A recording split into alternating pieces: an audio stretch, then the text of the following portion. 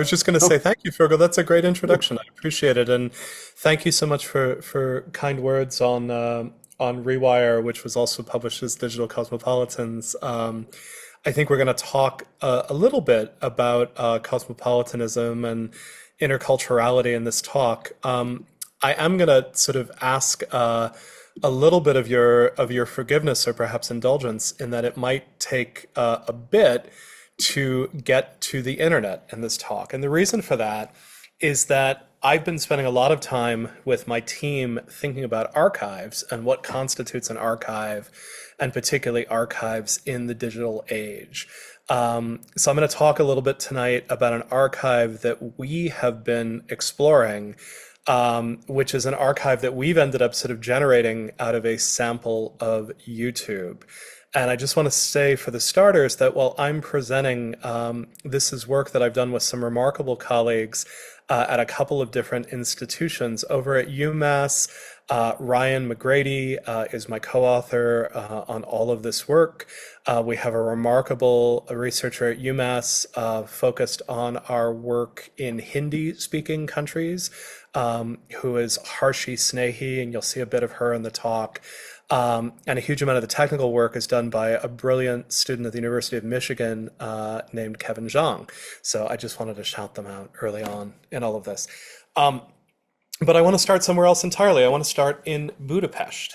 And specifically, I want to start at this attractive, although maybe a little staid building. This is the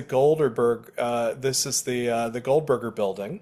This was the head of the Goldberger textile company in Budapest.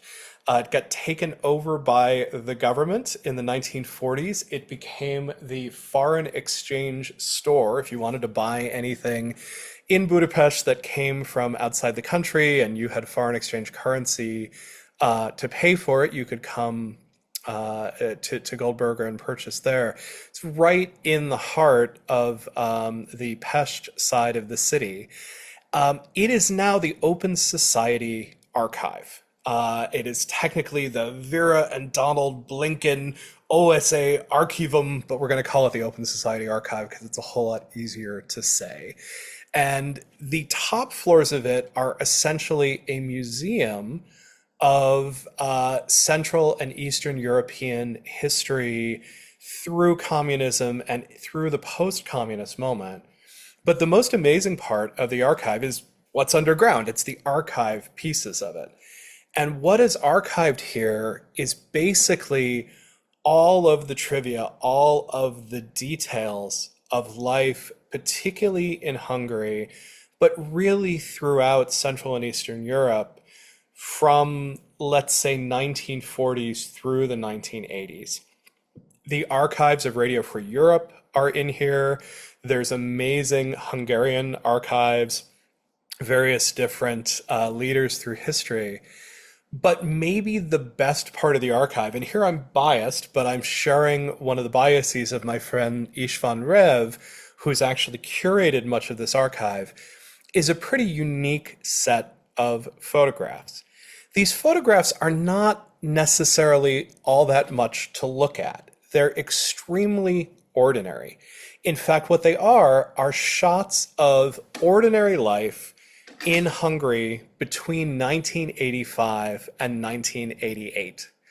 And they capture these little casual moments of what's going on in the country at that particular time. Sometimes it's people at work, sometimes it's interiors of people's homes. One of the things that's really struck me sort of going through this archive is that you have these very drab exteriors, and then inside people are sort of showing all of their creativity and all of their life within interior spaces.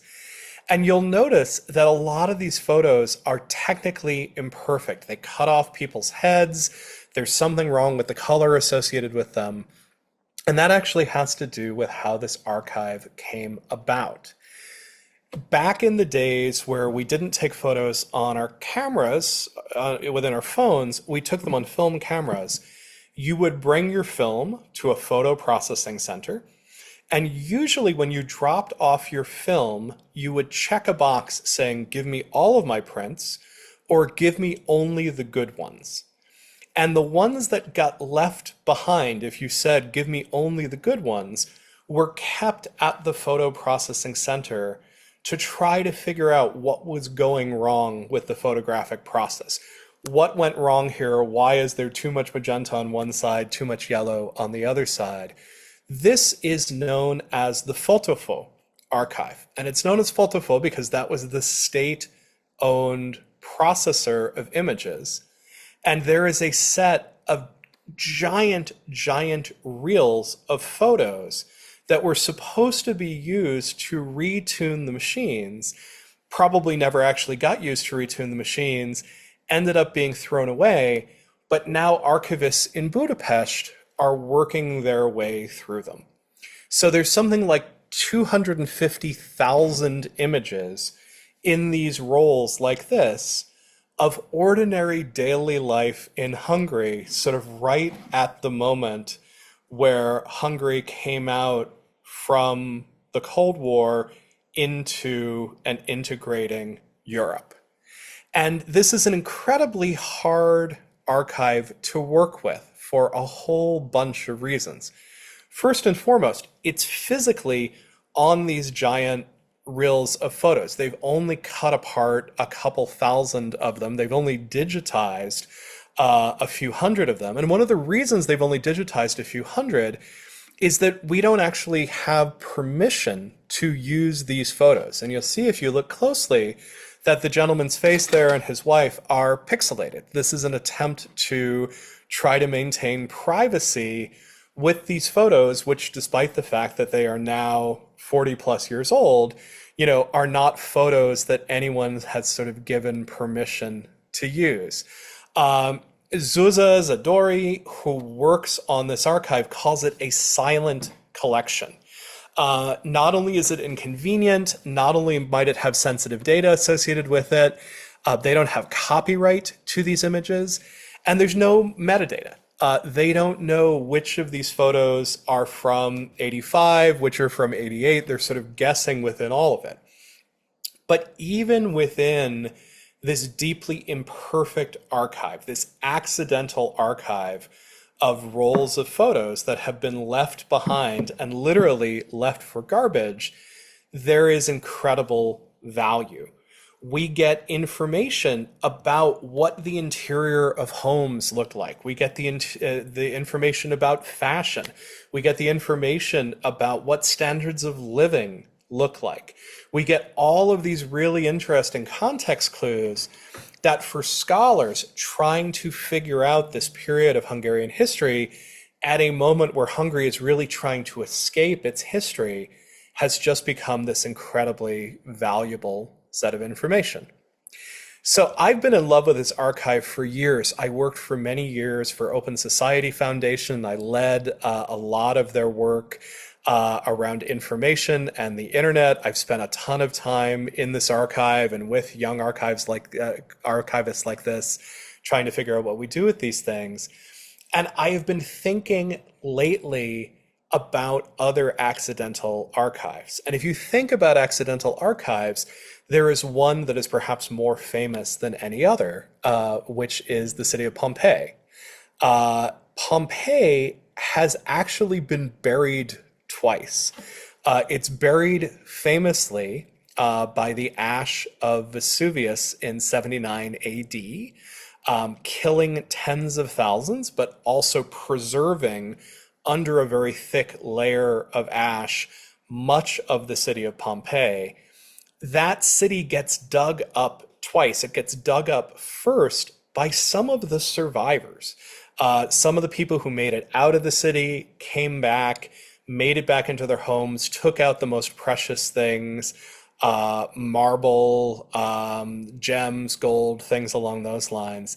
The city then really was sort of lost to history until the 1800s, where you start seeing systemic efforts to dig it out. And these efforts to dig it out use methods that we never would sign off on today. They end up often being very destructive. They often don't keep a lot of context involved.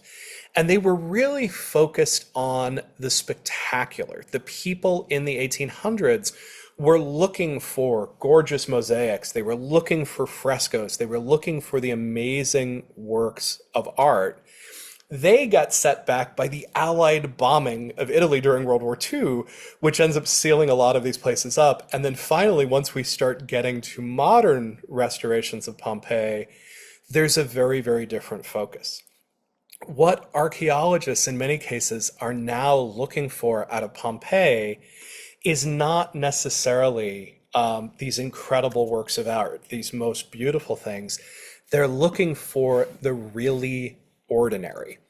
One of the most amazing things we've gotten out of Pompeii is a much clearer sense of Latin as it was actually spoken. There's an enormous amount of graffiti in Pompeii. Graffiti probably didn't have the transgressive quality that it has for us of defacing buildings.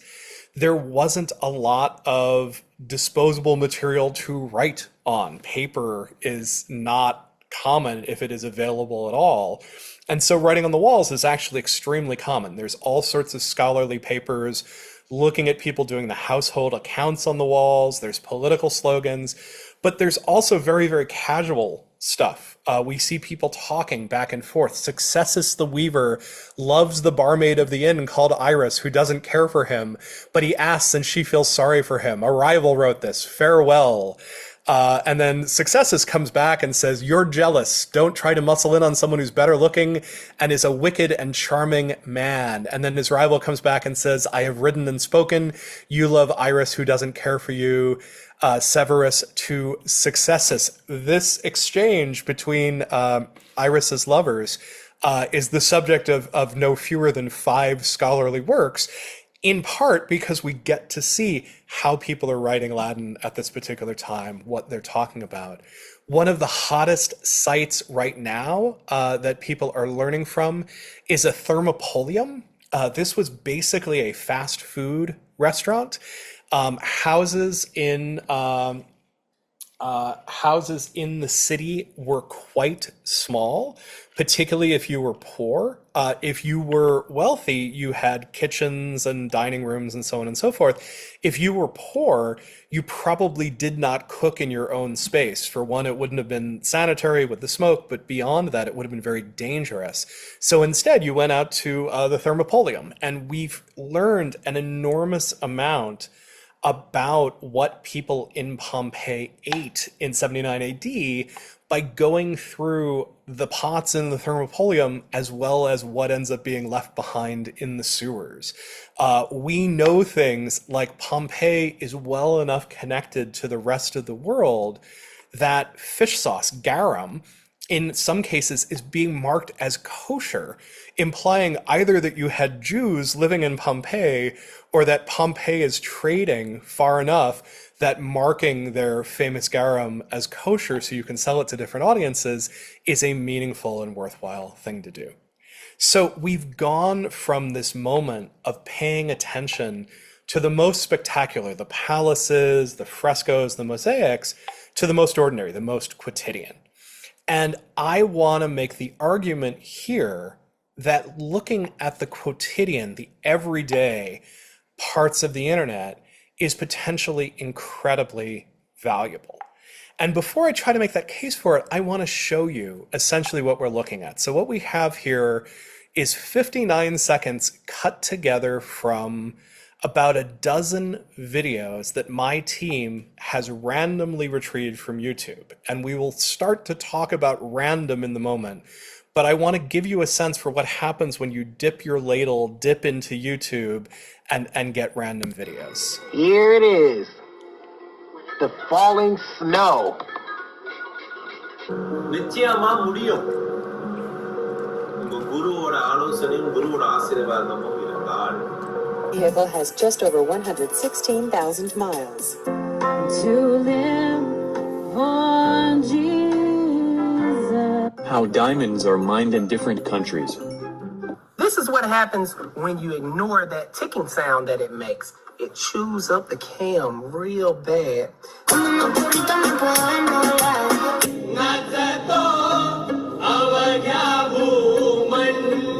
Чи шампанське, чи коньяк, аби випить на дурняк. I say, girl, Kamala is a rare hardcore Marvel fan. That's right. The falling snow. So we in my lab have been digging into YouTube in order to create a purely random sample. And this is a surprisingly hard thing to do. You may think that you've seen random YouTube clicking from one link to the next and found yourself down some sort of deep rabbit hole. The truth is you're probably seeing the top 4% or so of videos. YouTube generally doesn't recommend and doesn't link to videos with fewer than about 1,000 views. That's actually less than 15% of what's in the YouTube corpus. So what we started doing, so our picks and shovels, is a script that actually looks at random YouTube videos. YouTube is set up so that there is an 11-digit string that uniquely identifies every video.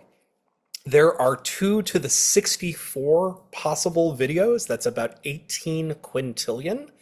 And what we did, simply put, was guess random numbers. We tried to guess random numbers in some very smart ways. We actually found some tricks that allowed us to pass about 500,000 guesses to YouTube at the same time.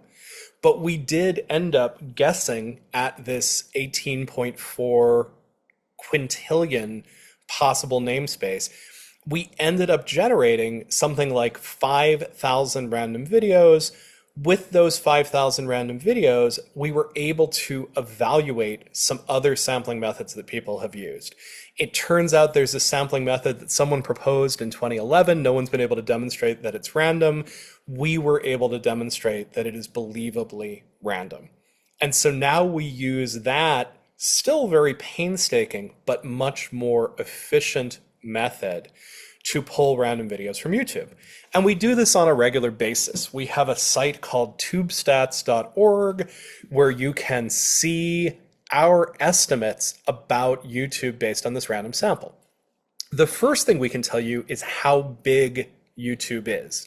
YouTube, as of our last count, is about 19.4 billion videos.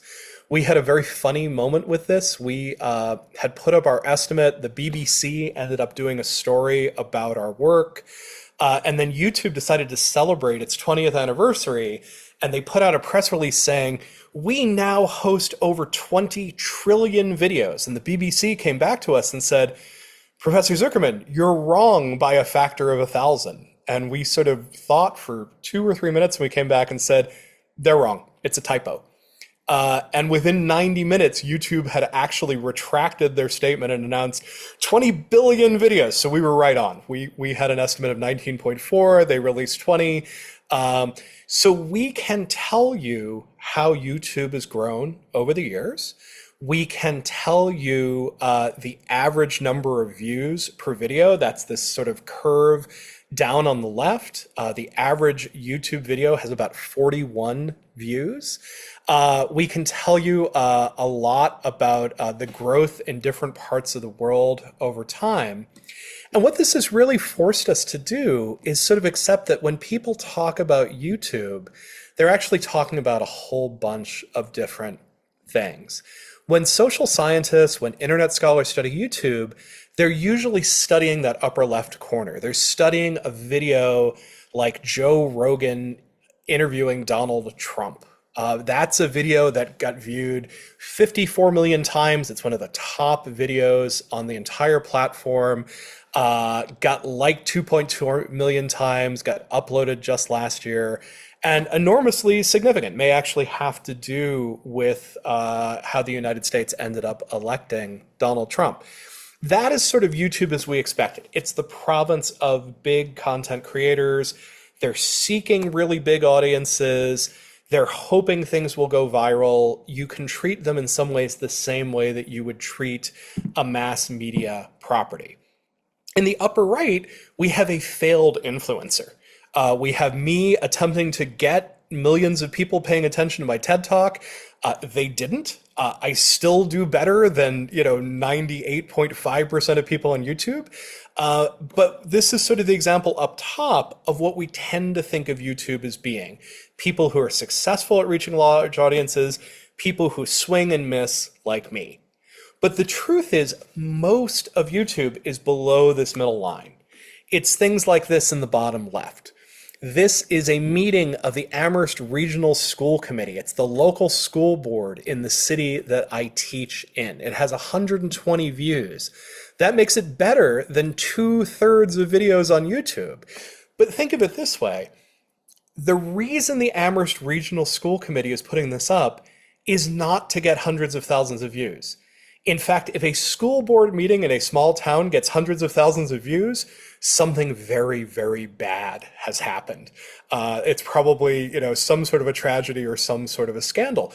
This is being done for transparency. It's being done to enable remote participation. And what we've found out is that these uses of YouTube are shockingly common. Governments use them, churches use them, schools use them. There's an incredible amount that's on the platform as a way of extending physical space, as a way of extending usability. We suspect this became much more common during COVID. We're hoping to check over time whether this particular usage is visibly different than everything else. But it's the stuff on the bottom right that's really interesting. And it's videos like falling snow. When we sampled falling snow, it had 0 views. It was a part of a series of 6 falling snow videos, all of which had 0 views, all of which are more or less the same thing. Someone talking about the falling snow outside their window. What's it for? We don't know. And in fact, the methods that we normally use to study the internet don't do very well once we start getting this far down into the long tail. We have looked at tens of thousands of these videos, and some of the things that we can start to tell you about, English is a pretty small plurality. It's around 30% of the videos. It's the largest language represented, although it's no longer the largest by a huge lead. There's a lot of competition from Hindi. There's a lot of competition from other Indian languages. One of the things that we did not realize at all before we started doing this is how much use of YouTube is for commerce. There's a huge number of real estate ads, of car ads, of people promoting businesses. We tend to think of the YouTube economy as being the ads that roll before the videos. Many of the videos, in fact, are ads. There's a huge economy built around this. Video game streaming is probably the single biggest use of the platform. You can see people doing this for hours on end. Some are influencers who are doing this as sort of part of a performance. A lot of people are simply putting up video game content. It's a huge and dominant use. There's religious content, religious services, and the Christians don't have a monopoly on this. There's a huge number of Islamic services. There's lots and lots of content coming out of India. You saw a clip in there of an old Russian cartoon. We see lots of archives of old media on this, but we also see archives of new media. In fact, one of the most interesting things we saw was that when India kicked out TikTok in 2020, we saw huge amounts of that TikTok content end up being copied over to YouTube. And so at first, we were studying TikTok through YouTube. We now study TikTok directly. And then one of the last ones that I'm going to talk about in some detail is this idea that actually, in many cases, we are probably not supposed to be seeing these videos. These videos are actually private content that's being put forward in a public space. So here's how I think about this sort of in terms of a histogram.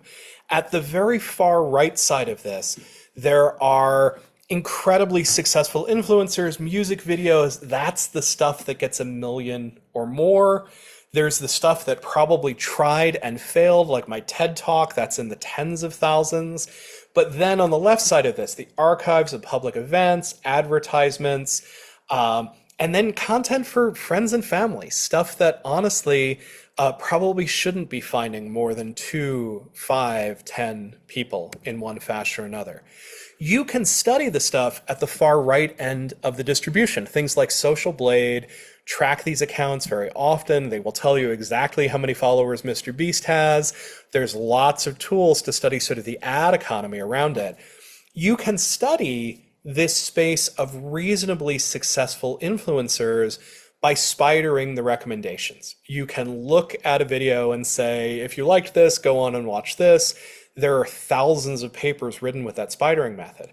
But the only way you're going to get down to the stuff that's under 1,000 views is with a random sampling method. And when you get there, there's ethical concerns because, like I said, a lot of this stuff was never actually supposed to see the light of day. We've started doing a lot of work with other tools around the sample.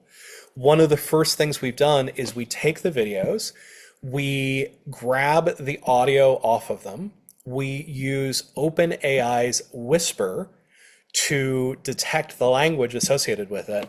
And this is a graph of language over time. And you'll see that while YouTube starts out in 2006, something like 85% English, English is now down below 40%.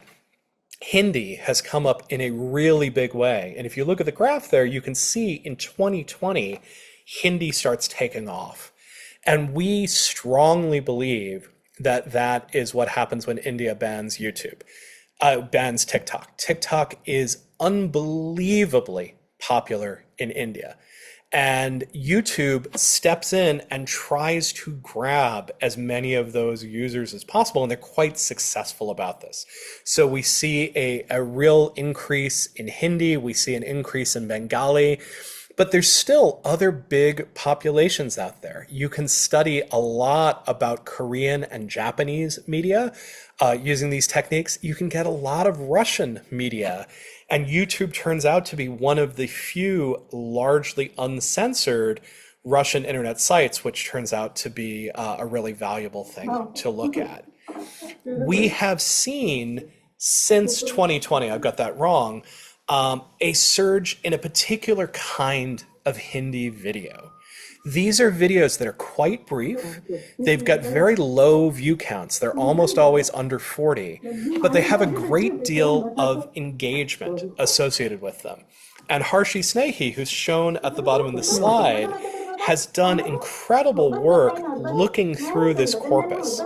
And she started looking at the comments, and it turns out that the comments on these videos often use familial terms of affection. It's people commenting saying, sister, that's so beautiful, cousin, I'm so glad that you shared this. And we think that what's happening here is that YouTube in South Asia is basically a friends and family network. It is an analog onto WhatsApp. Harshi's gone back into Jharkhand, where she's from. She's been interviewing people about how they use online video. And what she's basically found from that is that the mobile phone gets picked up in India at a moment where WhatsApp is the dominant form of communication. If you have friends in the global South, they are probably very heavy WhatsApp users. It turns out that sharing YouTube videos on top of WhatsApp is incredibly easy to do. Unlike Instagram, unlike a bunch of other platforms, YouTube is on the open web. So if you simply share a URL, it will be viewable, whereas an Instagram video might not be, something on another platform might not be. And so we think that what happened is that people started adding video to WhatsApp. They started adding videos on top of it. It's a great way for people who are low literacy or for people who are not comfortable entering text in Hindi, which is actually a fairly difficult thing to do. We are now working on a paper where we've been hand coding many thousand Hindi videos, many thousand English videos for this question of who is this video for? Who is the audience for this video? Something like 45% of the Hindi videos we believe are intended for friends and family audiences. That's something that only about 5 to 10% in English. So this is fascinating. This is a very different usage of the same technology that we see when we move into a different language space within a different cultural space. We've started doing similar work on TikTok. We've got a paper coming out, I hope in the next couple of weeks on TikTok. A couple of things that I'll tell you about TikTok. First, it is bigger in terms of number of total users than YouTube. YouTube's got about 20 billion videos. TikTok has somewhere north of 80 billion. And depending on how you count, it might be as high as 140 billion. One of the really interesting things about it is that most of what goes on in TikTok is utterly invisible to Europe and North America because we just aren't very heavy users of this platform in comparison. Here is an animation of how the platform picked up users. And you will see that India steps out in front of everybody else. There's a huge number of videos in India up until the ban in June of 2020. But even by 2022, India is still the leading country on TikTok, even though no one has used it for 18 months, 24 months at this point. Finally, Pakistan crosses over. Indonesia has now crossed even further ahead. Indonesia is now the leading country in the world for TikTok, followed by Pakistan. We believe followed by Bangladesh and then by the United States. All this debate about President Trump deciding that he's going to ban TikTok, there's a really funny postscript to all of this, which is that US TikTok is worth a lot of money, but it's actually a very small part of the overall corpus of videos. TikTok, for the most part, is a global South network, and it ends up being used in very different ways. As we started studying this, in Indonesia, it is mostly used for live streaming, and it's used commercially for live streaming. If we were all going to go out for dinner after this conference, and we were having this conference in Jakarta, we would open our phones, turn on TikTok, and look to see who was having a good dinner special. And when we walked in and showed them that we'd found it on TikTok, we would probably get our satay for free. So one of the things that we've been learning in dipping down and doing these random samples is that you absolutely cannot assume that North American or European uses are normative. This is a global South tool. It is predominantly used in South and Southeast Asia. And the ways in which it's used in South and Southeast Asia are very, very different than the ways that it is used in the US and in Europe. So we have been working our way through this family hypothesis. We're doing massively mixed methods research. So we're doing everything from looking at the metadata, how many likes in Hindi versus English. We're doing keynote, keyword extraction on this, we're coding the content, and then we're actually going and doing field work in India and in Bangladesh to figure out what's going on. We are deeply aware in all of this work that we have to be really sensitive about issues of privacy. I don't think the people who posted this video understood that it could necessarily become an object of study. And we are not, in fact, publishing the URLs or any identifying information on these videos online because we don't want to de-anonymize folks. And we may have to do something more like what our friends in Budapest are doing of eliminating identifiable details. At the same time, it's very hard to understand what's so fascinating, what's so interesting about this stuff without actually sort of digging in and getting to see what's in the corpus. People have been dealing with this for a while. There are a lot of tools out there that will let you look at random long tail YouTube videos. Astronaut.io searches for strings like MOV000 and basically finds that that's a pretty common file name for something that's been uploaded by someone who doesn't do anything to it after the fact. They build a search engine which basically lets you find that particular string. We are concerned about that. We see the charm in being able to look at this, but we also worry a great deal about people's privacy. And so we're releasing our data through SOMAR, which is the Social Media Archive at the University of Michigan. You're able to access our list of random videos You just have to agree to a privacy policy. You have to agree that you're not going to release the video, you're not going to try to de-identify anybody, and you're not going to spread on that use of URIs. You're going to have people come back and also agree to this in one fashion or another. Why are we looking at this?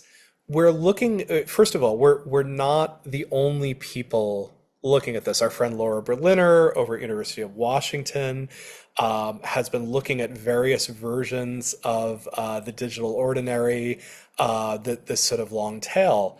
But some of the reasons why we care about it, when we study social media, we often end up looking at this sort of audience point of view.